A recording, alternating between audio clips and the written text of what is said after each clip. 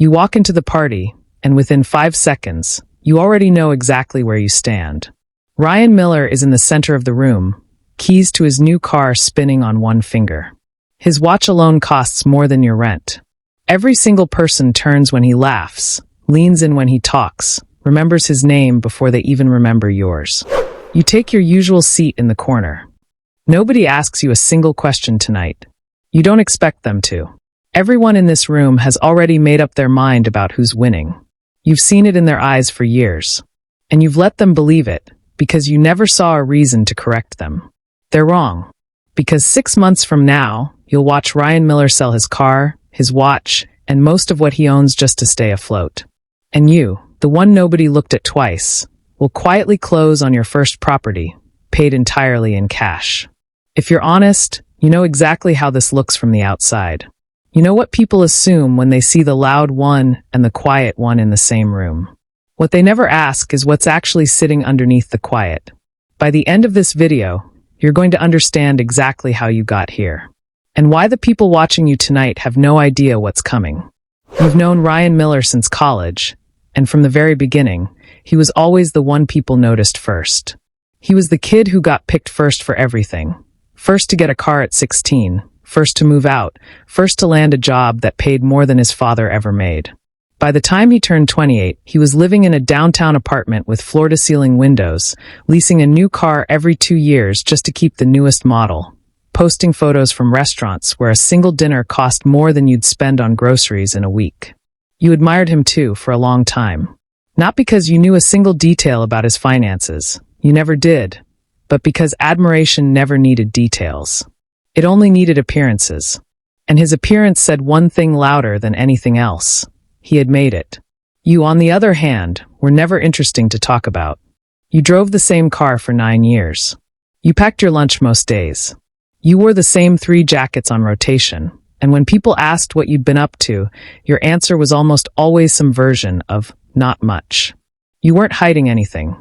You just weren't loud. And in a world built entirely on loud signals, quiet people like you disappear into the background without anyone noticing they're gone. Over the years, you watched the gap between how people saw you and Ryan only widen. He became the friend people bragged about knowing. You became the friend people forgot to mention.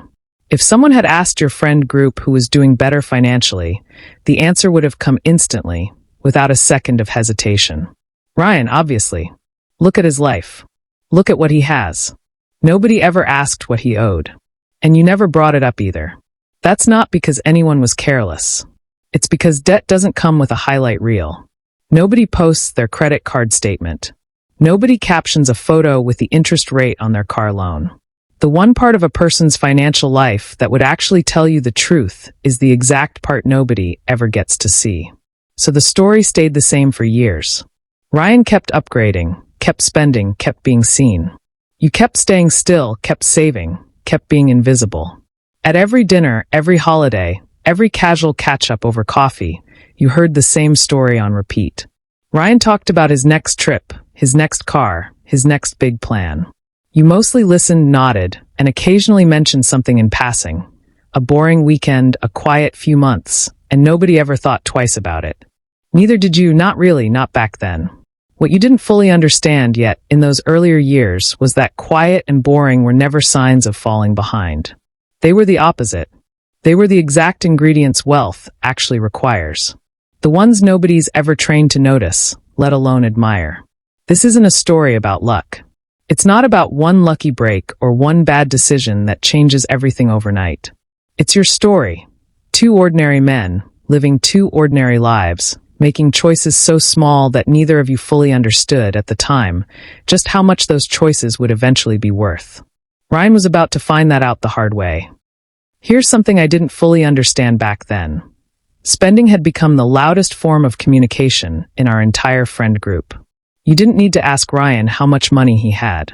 You just watched what he bought, what he wore, where he ate, what car sat in his driveway, and you drew your conclusions instantly.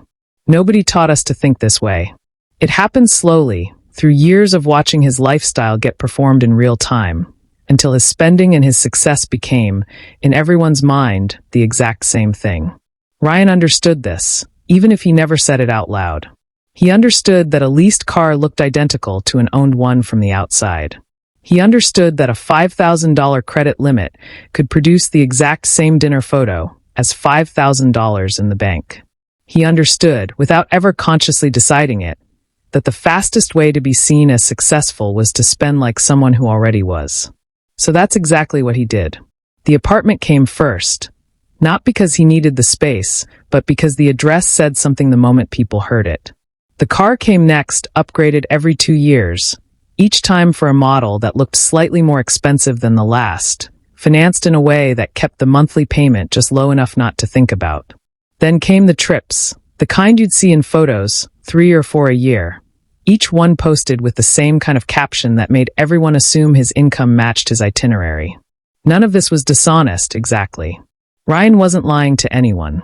He was simply living the way he'd been taught success was supposed to look. And you, along with everyone else who knew him, filled in the rest of the story yourselves. You assumed the income. You assumed the savings. You assumed the 6-figure comfort behind the lifestyle, because that was the only story that made sense of what you were seeing. What none of you saw were the minimum payments, the balance transfers, the nights Ryan moved money between 3 different cards just to keep all of them technically current. You didn't see the retirement account he opened once, contributed to for 2 months, and then quietly stopped funding the first time cash got tight. You didn't see him quietly declining a friend's wedding trip, not because he didn't want to go, but because he genuinely couldn't afford the flight that month, and telling no one why. This is the part almost nobody accounts for when they size up a friend's success. The image and the balance sheet are not the same document, and only one of them is ever on display. Ryan wasn't unique. He wasn't reckless either, not in the way that word usually gets used. He was doing something incredibly common, something a lot of people do in smaller ways. He was spending today's money to purchase today's perception, trusting that tomorrow would somehow sort itself out. For years, tomorrow cooperated.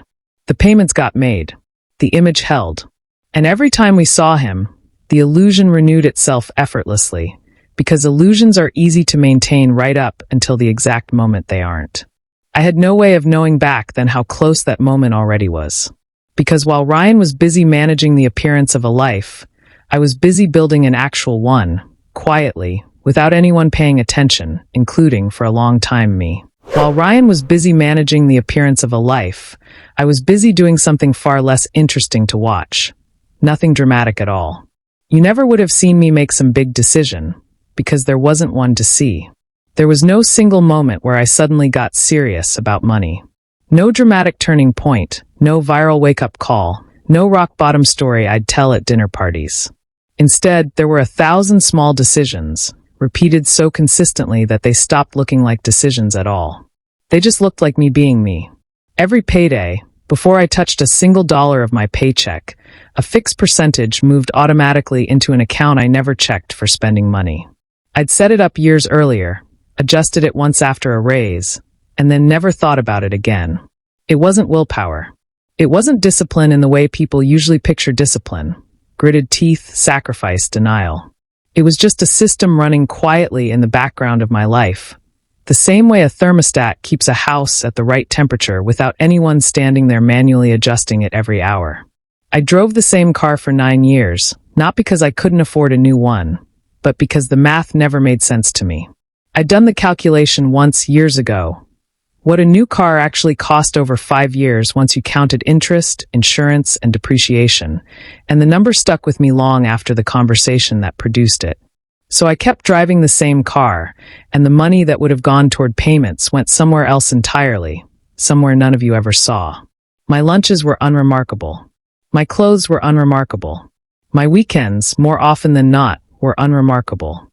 If you asked me what I did last weekend, my honest answer most of the time really was not much. And that phrase, which probably sounded to you like someone with nothing going on, was actually me quietly protecting the one resource that mattered more than any single purchase: time and money left alone to grow. Because that's the part of my life that never made it into conversation. The retirement account I'd been feeding automatically since my first real job. The small, unglamorous investment account I added to every single month, rain or shine, bull market or crash, without ever checking it daily the way people check the value of things they're anxious about. I wasn't anxious about it. I barely thought about it, which, in a strange way, was exactly why it worked. You never saw any of this because there was nothing to see. No posts. No trips to narrate it. No purchase to serve as proof. Wealth that's being built quietly doesn't produce content. It doesn't photograph well. It doesn't come up naturally in conversation because there's no dramatic story attached to a monthly automatic transfer that's been running untouched for over a decade. If you'd sat across from me at any point over those 9 years and asked how I was doing financially, I probably would have shrugged and said something like getting by. Not because I was lying, but because I genuinely didn't think in terms of milestones or numbers. I thought in terms of consistency. Keep the system running. Don't interfere with it. Let time do the part that required no talent at all. This is the part of my story that never got told at parties, because it isn't interesting enough to tell.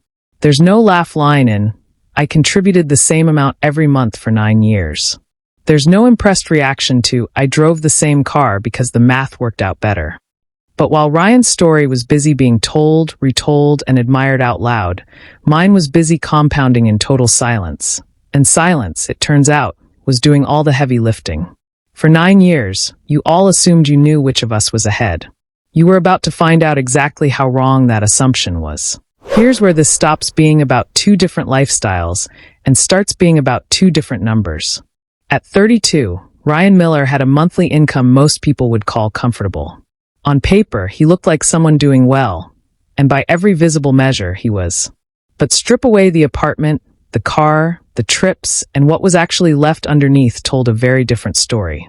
After 9 years of upgrading, financing, and spending just slightly ahead of what came in, Ryan's net worth sat close to zero. Not because he'd had a single catastrophic year, because he'd had 9 ordinary years, each one leaving him a little further behind than the one before it, in ways too small to notice at the time. At 32, I had built something none of you ever saw coming. 9 years of automatic contributions, left untouched, growing quietly in the background of an unremarkable life, had turned into a number well into 6 figures. Not from a lucky investment, not from a windfall, an inheritance, or some secret side hustle nobody knew about. From doing the same small, boring thing every single month for nearly a decade, and never once interrupting it. Sit with that comparison for a moment, because it's worth sitting with. The friend everyone assumed was winning had almost nothing to show for 9 years of looking successful. The friend nobody thought twice about had quietly built more real wealth than most people his age would ever see, simply by refusing to let his money leave before it had time to grow. Then came the month everything became visible. Ryan's car, the one he'd financed and refinanced twice, needed a repair he couldn't casually absorb. Around the same time, one of his credit cards hit its limit, and the minimum payments across all 3 cards finally added up to more than his monthly budget could quietly manage. For years, this exact math had been 1 paycheck away from becoming a problem. That month, the paycheck wasn't enough. The system that had held for 9 years finally didn't hold. He had to sell the car. Not upgrade it, sell it outright, at a loss, just to stop the bleeding. The watch went next, sold for a fraction of what he'd paid, because unlike the image it projected, its resale value had never matched its price tag. The trips stopped being posted, not because he'd lost interest in traveling, but because there was simply nothing left to fund them with. I watched this happen the way everyone in his life did, confused, quietly shocked, unsure how someone who had it all could suddenly have so little. None of us had seen the balance sheet. We had only ever seen the highlight reel. Around that same time, almost as if the timing itself was making a point, I mentioned something in passing at a dinner nobody thought much of. I said I'd put an offer in on a small property. Paid outright. No mortgage, no financing, no drama. I said it the same way I said everything. Quietly, without emphasis, as if it wasn't worth making into a story. It took a moment for that sentence to actually land with everyone at that table. The quiet one. The not much going on one. The one nobody had asked a single real question in 9 years. I had just done, in cash, what most people spend decades working toward with a mortgage. 2 friends. 2 very different 9 years. Ryan had spent nearly a decade purchasing the appearance of success and lost almost everything the moment reality caught up with the image. I had spent nearly a decade being quietly overlooked and built more security in that silence than his loud life ever could have produced. You all had made your judgment in under 5 seconds, that night at the party years ago. You'd been wrong for 9 years, and you never even knew it. If you've been listening to my story and quietly running through your own friend group in your head, trying to figure out who's your Ryan and who's the version of me, that's exactly what I want you to be doing. Not so you can feel clever for spotting it in someone else. So you can be honest about where you actually stand yourself. Because here's the uncomfortable part. Most people listening to this right now aren't purely one or the other. Most people carry a little bit of Ryan's habits and a little bit of mine, without ever fully committing to either. You've probably made a Ryan decision at some point this year. A purchase that made sense for how it would look, more than for what it would actually do for you. And you've probably also made a decision like mine. Some small, boring, automatic choice that quietly protected your future without you ever thinking of it as significant. The difference between Ryan and me was never intelligence. It was never luck. It wasn't even income, really. Plenty of people earn far less than Ryan did and still end up further ahead, simply because of what they do with the gap between what comes in and what goes out. The difference was consistency, applied in one direction instead of the other, for long enough that the gap became impossible to close. This is the part that should actually change how you think, if you let it. Wealth was never about how much money passes through your hands. It's about how much of it you allow to stay, and what you let it quietly do while you're not paying attention to it.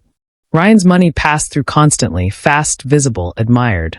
Mine mostly just sat still, invisible, unbothered, doing the only job money is actually good at when you leave it alone, growing.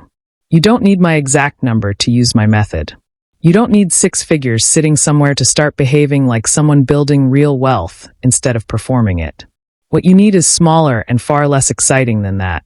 You need one automatic decision, made once, that removes the temptation to spend before you save.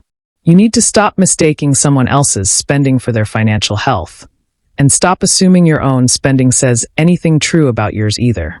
You need to accept that the parts of your life that will actually make you wealthy are, almost without exception, the parts too boring to post. If there's one sentence worth remembering from everything I just told you, it's this. The version of you that ends up ahead in 9 years is being built right now, in the small decisions nobody's watching you make. Not the big ones. Not the dramatic ones. The quiet, repeated, unremarkable ones. The ones that don't feel like they're doing anything at all. Until one day, they're the entire reason you're standing somewhere completely different than everyone assumed you would be. You get to decide, starting today, which one of us you're actually going to become. Not the one people assume you are based on what they can see. The one you actually are, based on what you consistently choose to do when no one's watching, and nothing about it looks impressive enough to mention at dinner. 6 months from now, a year from now, 9 years from now, someone is going to walk into a room, glance past you without a second thought, and completely misjudge who you've quietly become. Make sure they're wrong about you too.